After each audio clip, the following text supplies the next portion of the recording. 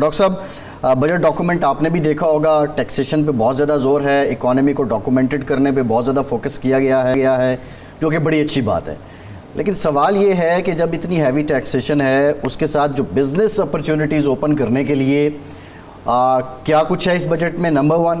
Number 2، جو پاکستان کے روایتی ہرڈلز ہیں کاروبار کرنے کے لیے، ان کو دور کرنے کے لیے اس بجٹ میں کیا کچھ ہے؟ دیکھیں، بجٹ میں ایک کوشش تو کی گئی ہے، ایک انٹینٹ دکھایا گیا ہے کہ نان فائلرز کو اگر آپ بہت زیادہ ٹیکسیشن کی رجیم میں لائیں گے تو اس سے آپ نان فائلرز ختم کریں گے اگر 45% تک ان سے ٹیکس چارج کریں گے. سو آئی تھنک ایک تو یہ بات ہے. پھر دوسری بات یہ ہے کہ کوشش یہ کی جا رہی ہے کہ ٹیکس فائلنگ میں لوگوں کو راغب کیا جائے اور پاکستان کی جو کیپٹل گینز ٹیکس ہے، انکم ٹیکس کی سلیبس کو بہت نہ تبدیل کیا جائے. ایکسپورٹرز کو 1% رجیم سے نکال کر واپس لایا گیا ہے. ایڈوانس ٹیکس کو 2.25% بڑھایا گیا ہے. گاڑیاں کچھ جو امپورٹڈ یہ جو یوزڈ گاڑیاں ہیں وہ مہنگی ہوں گی.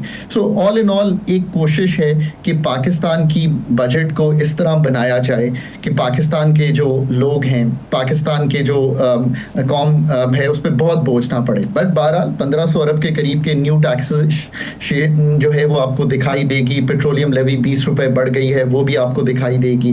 سو یہ ایک اوور آل جائزہ ہے جو اس وقت بجٹ کا آپ سمجھ سکتے ہیں. پی ایس ڈی پی کو بڑھایا گیا ہے 1500 ارب تک سو دیٹ اسپینڈنگ کی جا سکے on building infrastructure, on building soft infrastructure, اس کی بھی بات کی گئی ہے. سو آئی تھنک یہ ایک اوور آل ایک ڈیفیکلٹ بجٹ ہے. یہ بھی دیکھیے کہ اس وقت جو آپ کو دکھائی دے رہا ہے کہ پاکستان کا جو ہم نے اگلے سال کا بھی مارک اپ دینا ہے وہ بہت بڑھا ہوا ہے. وہ 9700 ارب کے قریب چلا گیا ہے. اب آپ یہ سوچئے کہ ہم کسی وقت کہتے تھے ڈیفینس بہت لیتا ہے، 2100 ارب ڈیفینس ہے اور 9700 ارب جو ہے وہ صرف آپ کا وہ رقم ہے جو آپ نے مارک اپ اور ڈیٹ کی پیمنٹ میں کرنی ہے. سو آپ کو آبویسلی ڈیٹ پہ بہت کام کرنا پڑے گا آنے والے دنوں میں.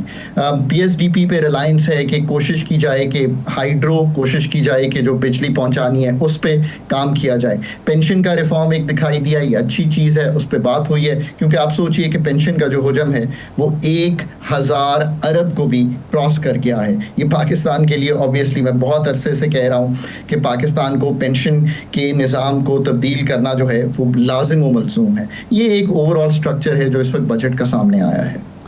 ڈاکٹر صاحب، اس میں جو ہمیں نظر آتا ہے کوئی شعبہ اب چھوڑا نہیں گیا جس میں ٹیکس نہ لگایا گیا ہو. ایک تو اس کا امپیکٹ کیا ہوگا عام آدمی پر، دوسرا یہ ہے کہ ریئل اسٹیٹ پہ بہت زیادہ بات ہو رہی تھی کہ اس پہ ٹیکس لگنا چاہیے، لگا دیا گیا نان فائلر کے لیے 15% تک اور فائلر کے لیے 15% تک اور نان فائلر کے لیے 45% تک.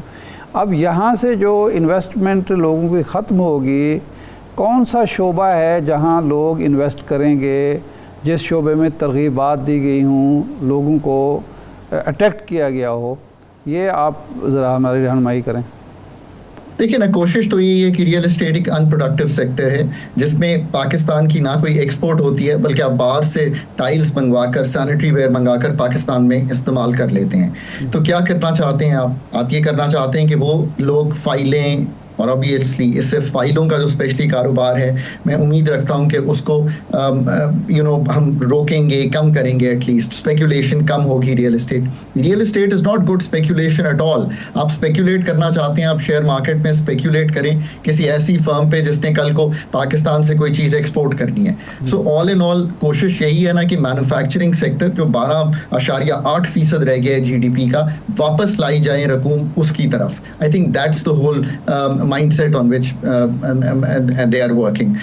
اس میں آف کورس ایکسپورٹس ہیں. پاکستان میں ایگریکلچر کی فارمنگ، کارپوریٹ فارمنگ کی طرف ہم جانا چاہتے ہیں.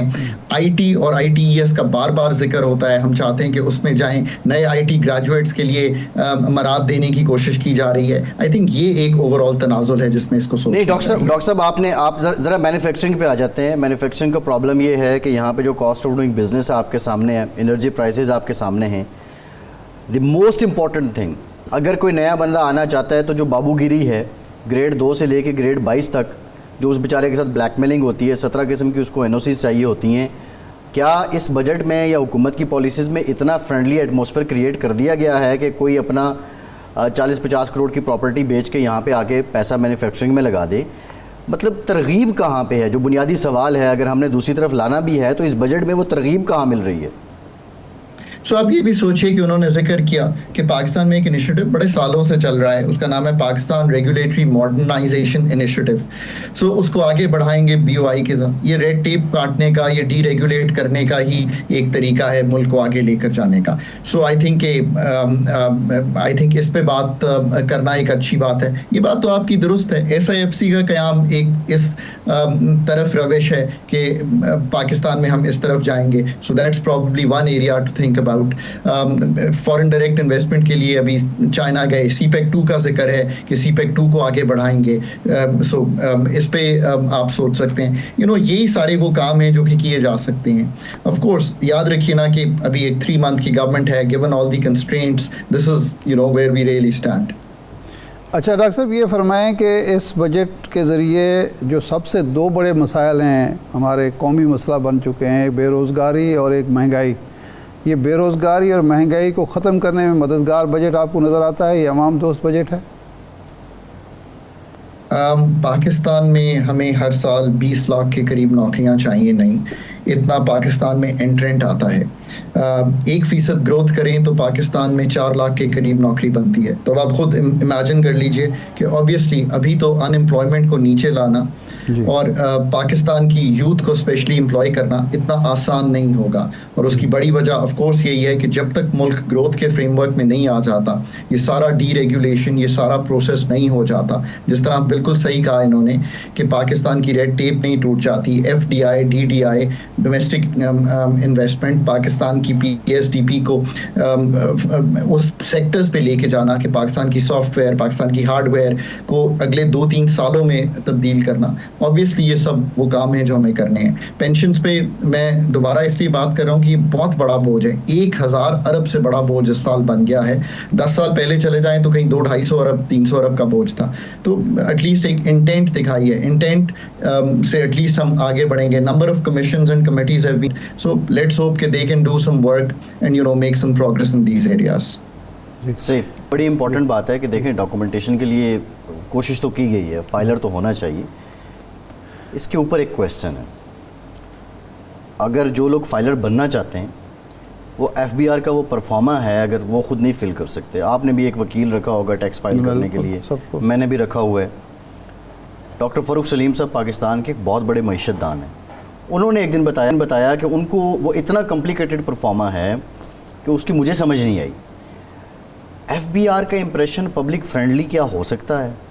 اور پھر جو ہم ٹیکسیشن کے جو لیکوناز ہیں اور جگاڑ وہاں پہ موجود ہے وہاں کے لوگوں کے پاس، افسران کے پاس، اس کا خاتمہ کیا ہو سکتا ہے؟ اس کے لیے ابھی ریفارمز کرنا چاہیے تھے نگراں گورنمنٹ نے، وہ اندر سے ہی اس کے لیے ریزسٹنس آ گئی. ایک دکاندار بیچارہ غریب آدمی، اس کو آپ ٹیکس نیٹ میں لانا چاہتے ہیں، وہ ان پڑھ ہے یا زیادہ سے زیادہ میٹرک ہے، 8 جماعتیں پڑھا ہوا ہے، اور اس کو جو آپ فارم دیتے ہیں فائل کرنے کے لیے، گوشوارہ فائل کرنے کے لیے، وہ کسی وکیل کو بھی سمجھ نہیں آتا. وہ بھی اچھا وکیل آپ کو کرنا پڑتا ہے.